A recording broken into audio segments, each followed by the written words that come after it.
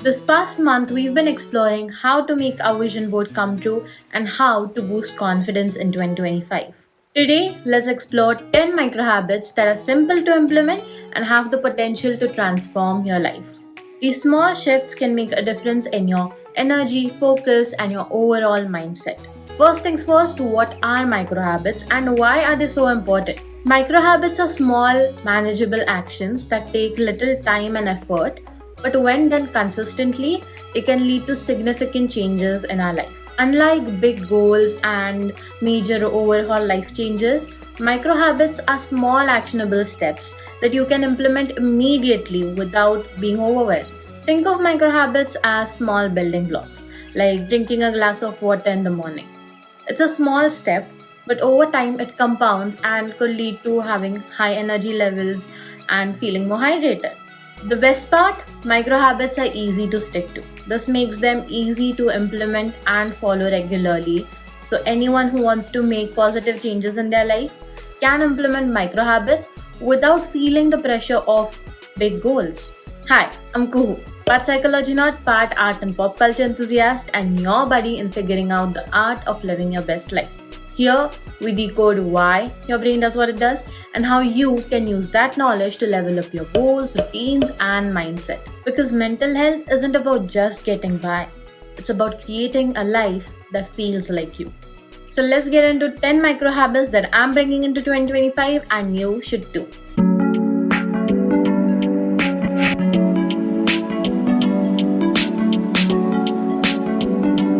Did you know that looking at your phone first thing in the morning messes with your body's natural waking cycle? Here's why it's a problem. When we wake up, our brain progresses through delta to theta to alpha brain waves. The theta brain waves are associated with a daydream like state of mind. Alpha brain waves are associated to a relaxed state of mind. When you check your phone as soon as you wake up, your brain skips those theta and alpha waves and jumps right into beta waves. This transition is not good for your brain and can also increase stress. Moreover, we could say our brain is very impressible as soon as we wake up. So it's often believed that mornings when we wake up is a good time to meditate, to do gratitude journaling, or to use affirmations. When we go on our phones as soon as we wake up, we're exposed to unread work emails, incomplete tasks, and worst of all, negative news from all around the world. And starting your day off on a negative note is not desirable, nor is it ideal. Instead, use these hours to meditate, to gratitude journal, or simply enjoy your morning. The emails and notifications can wait. This brings us to our second micro habit, using focus modes. I understand that not checking your phone in the morning can be difficult. You might want to check up on your friends or family, see if you need to be somewhere, see if something needs your immediate attention. So, not checking your phone is usually not an option. Last year, I found the perfect solution for this.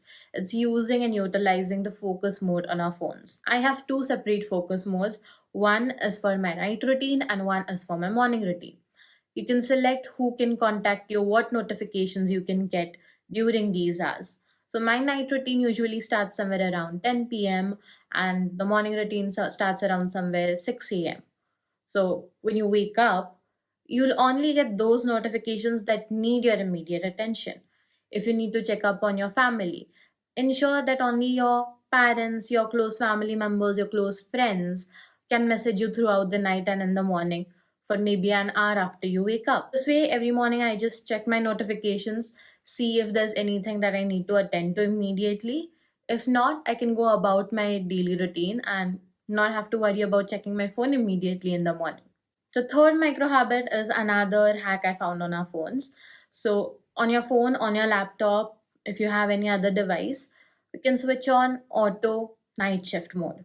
So, this ensures that once the sun sets, your devices automatically turn on blue light filters. This is a good habit to have because we know blue light wreaks havoc on our sleep schedules. So, having this automated and set ensures that you don't have to consciously remember and turn on your blue light filters every day. They just turn on their own. Hack number four, going back to morning routines, is avoid coffee for at least an hour after waking up. Now, I know it's very tempting to just grab that coffee as soon as you wake up in the morning and get ready and get started with your day.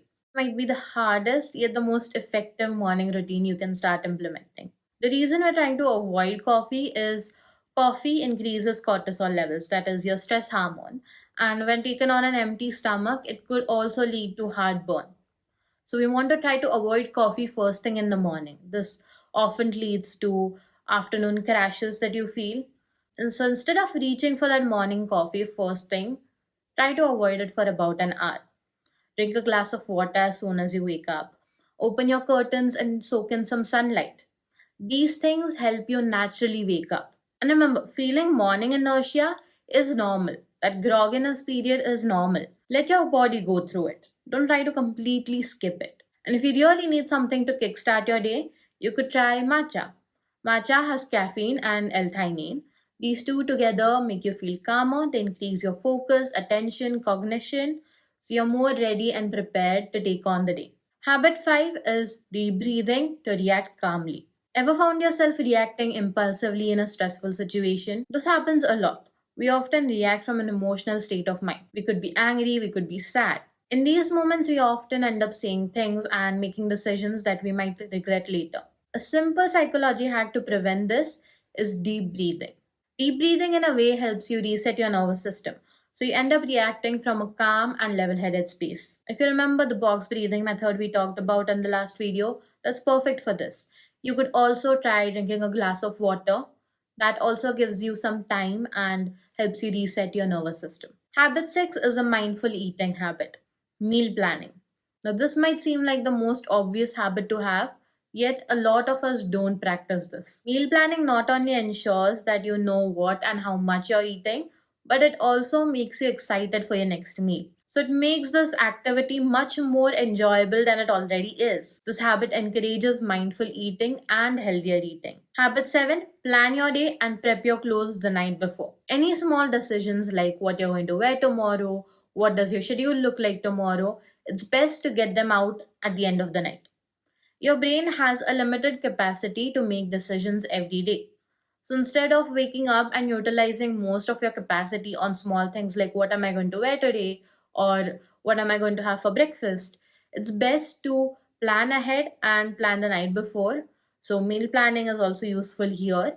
And again, planning things like what I'm going to wear. So you get those decisions done right away at night and you can wake up and get on with your day. Habit 8 is to write down 3 daily priorities. When I'm planning my day, I'll write down 3 priorities out of all of my tasks that day. This helps you start your day with clarity and helps you focus on what truly matters. And this ensures that you complete at least those 3 tasks in your day, so it gives you a sense of achievement. Finally, the last 2 micro habits.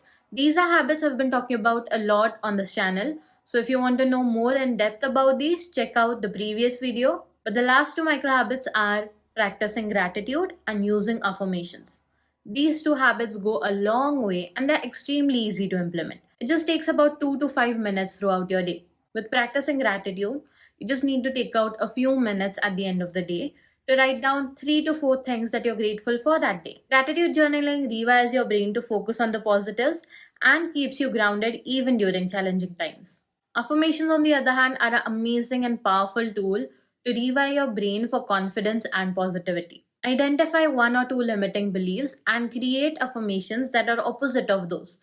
So anything that encourages you, uplifts you. So instead of saying, I can't achieve this goal, change it into an affirmation that I am capable of achieving this goal. Over time, affirmations help you shift your mindset and boost self-esteem. These micro habits are small but mighty. I've realized they help improve my productivity, my mental clarity, and overall mental well-being. So what habit are you bringing into 2025? Let me know in the comments below, and don't forget to like, subscribe if you liked the video, and share this video with someone ready to bring positive changes into their life this new year. And I'll see you in the next video.